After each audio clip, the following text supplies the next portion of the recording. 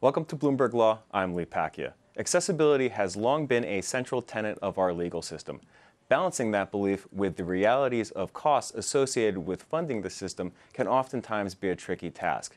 Joining me today is Lois Lupica, counsel at Thompson Knight and professor of law at the University of Maine School of Law. She is the author of a recent empirical study on the current cost of filing a consumer bankruptcy case.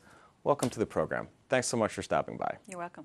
So the takeaway from this report is essentially that the cost of filing a consumer bankruptcy case, be it Chapter 7 or Chapter 13, has gone up.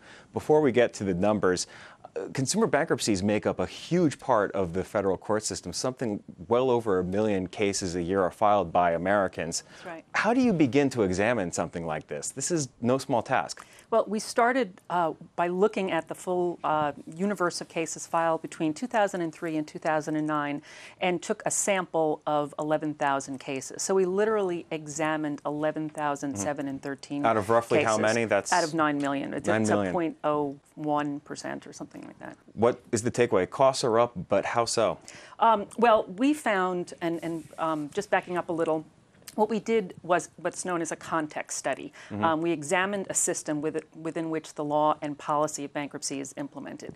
So we set out to find out exactly how much the cost of access increased. That was our hypothesis. And what we found that for Chapter 13 cases, wage earner bankruptcy, at the national level, there was a 27% increase.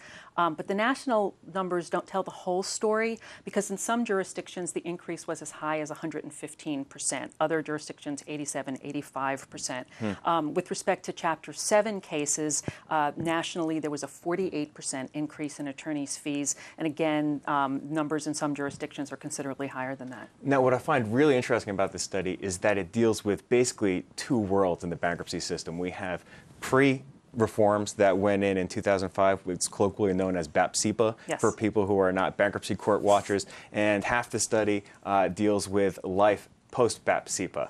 Yes, and what was the interchange between the two? Well, we milieu? were comparing costs of access as well as creditor distributions post-BAPCPA to the experience of debtors pre-BAPCPA.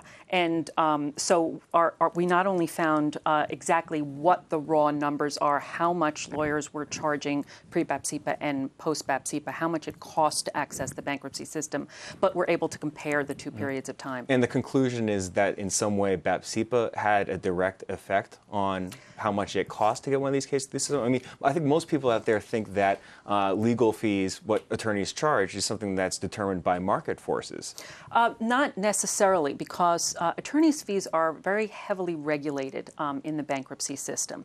And so every time an attorney seeks to receive payment for his or her services, it has to be court approved. So the market actually has less to do with attorneys' fees in bankruptcy than it does in many other contexts.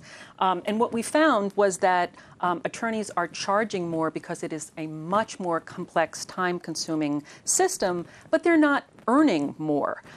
Each case takes a lot more time, more effort, more administrative support, and generally a lot more paperwork to be able to take the debtor from the consideration of filing to the ultimate discharge if the debtor gets that far. Right. Over the last couple of years, everyone's made so much of the fact that an attorney representing a debtor has to basically go back and check everything that the debtor represented to his or her attorney. That's right. Based on what their assets are, what their liabilities, and if they get that wrong, the attorney could potentially be on the hook for some sort of penalty. So what's happened, I guess, the takeaway from the study is that BAPCPA has squeezed profit margins. That's right. For attorneys and made their lives harder.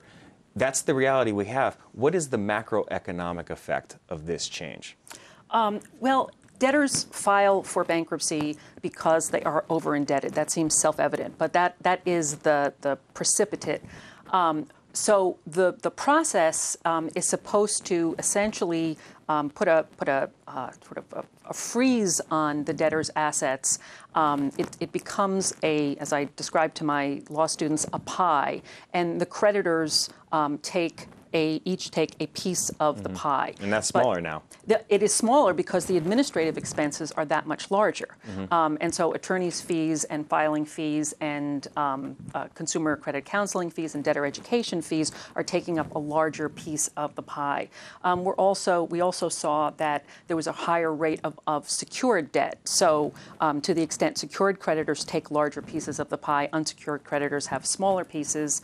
And we also found in running statistical analyses that the unemployment rate also adversely impacted creditor distribution, which meant that the debtor went into the bankruptcy with fewer assets or less cash. So we were talking before about fees are up.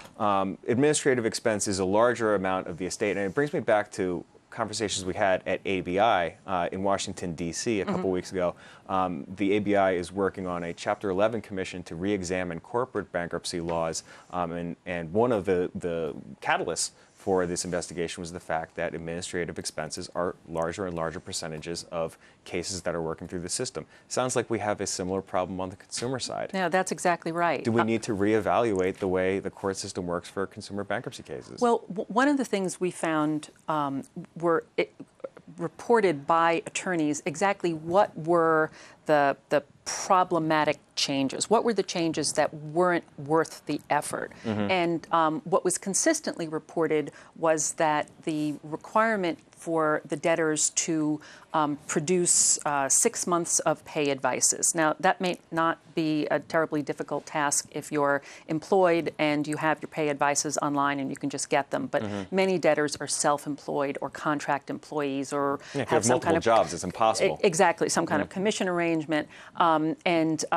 Debtors, for the most part, personal financial organization may not be a consistent strong suit. So it's small things like that.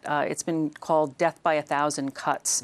And hopefully some policymakers will be paying attention to the specific things that seem to be gumming up the consumer bankruptcy system and adding to the higher administrative costs. We've been talking in other programs here on Bloomberg Law about how we're in a structural recession in law. It's a tough time to make a living in law relative to other decades. Yeah. Are you finding some consumer bankruptcy attorneys not quite willing and able to do this kind of work anymore? Are people leaving this space? Some people are. A lot of people are saying, and it's interesting because the cohort of consumer debtors attorneys, for the most part, I found to be a very dedicated group of people who have told me that they know that they could make more money in other areas of law, but what they're doing is they're helping people at a time where they've essentially hit bottom. It's becoming basically a public interest. Yeah, that's exactly right. So as I said, few consumer debtors attorneys make a lot of money, and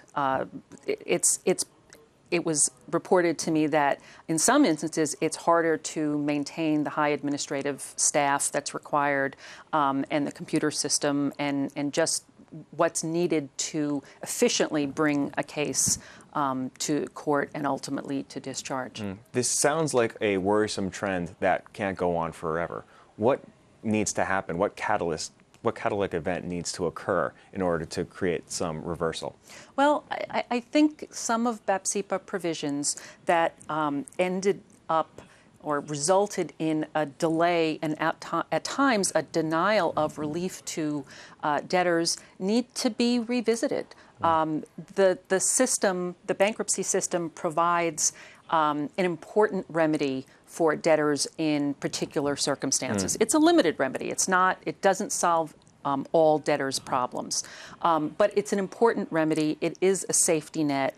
And the fact that some people are being priced out of the system should be a troubling finding. This is probably a very hard question to ask, but do we have any feel for how many people a year are unable to acquire the relief they seek in entering the bankruptcy court system because of these changes? Well, we couldn't tell from examining files who didn't file, but we also had a qualitative part of the study where I interviewed hundreds of debtors' attorneys, and what they reported was it wasn't unusual for a debtor to come in for an initial interview and never come back, or more frequently come back 3 months later, 6 months later, until they saved up to file for bankruptcy. And sometimes delay means losing a home or a needed vehicle, or just having to endure the financial crisis that brought them to the attorney's office in the first place. Bankruptcy cases are extremely time sensitive. Professor, Yes. very interesting study. Thank you so much for coming in and sharing this with us. Thank you. That's Professor Lupica from the University of Maine School of Law. If you'd like to learn more about the cases and issues we just discussed, be sure to check out our offerings on BloombergLaw.com. You can follow our updates on Twitter and see more of our videos on YouTube. I'm Pacchia. Thanks for watching.